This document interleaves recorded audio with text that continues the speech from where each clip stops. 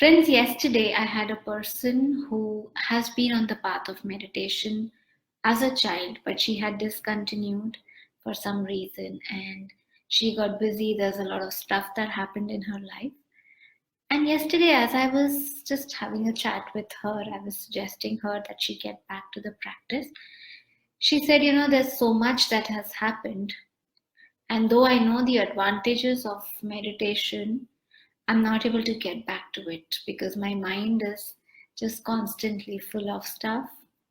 And she was asking for advice as to how she could get back to the practice.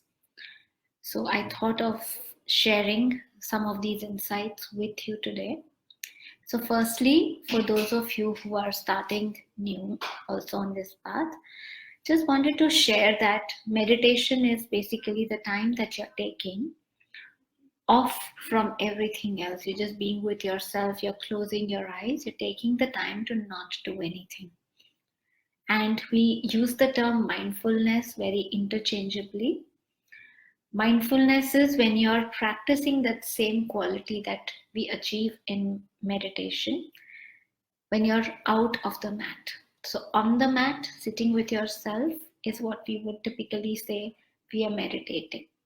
And then the beautiful qualities, when you start connecting, there is a lot of energy that you receive from within, love, joy that you receive, which is already there in us, which you touch upon.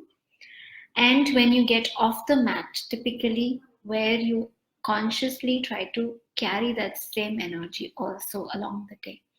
That is mindfulness. Now, there are times in our lives where, for whatever reason, if we are just not able to take this time, what is it that we can do that we can get back to this energy still? So I shared with her this beautiful quote.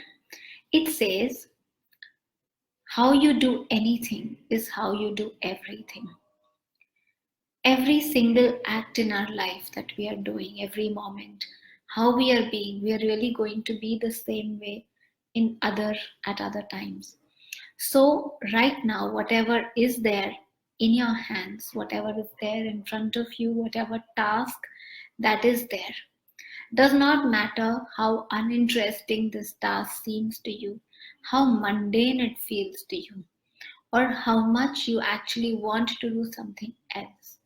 But the most important thing is right now, whatever is there in front of you, how you are doing that task, how loving, how committed, how well you do it is really going to decide as to what shapes up further in your life.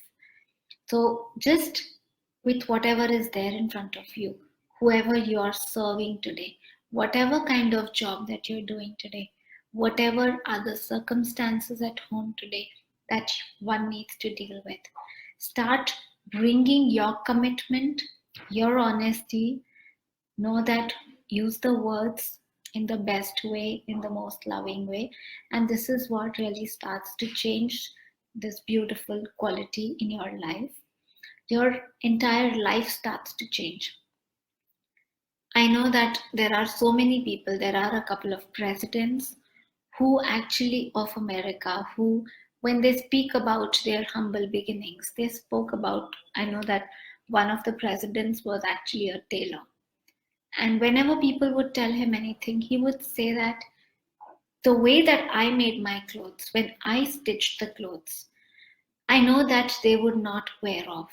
People were very, very happy. He always delivered in time. He always made sure that he stitched very well.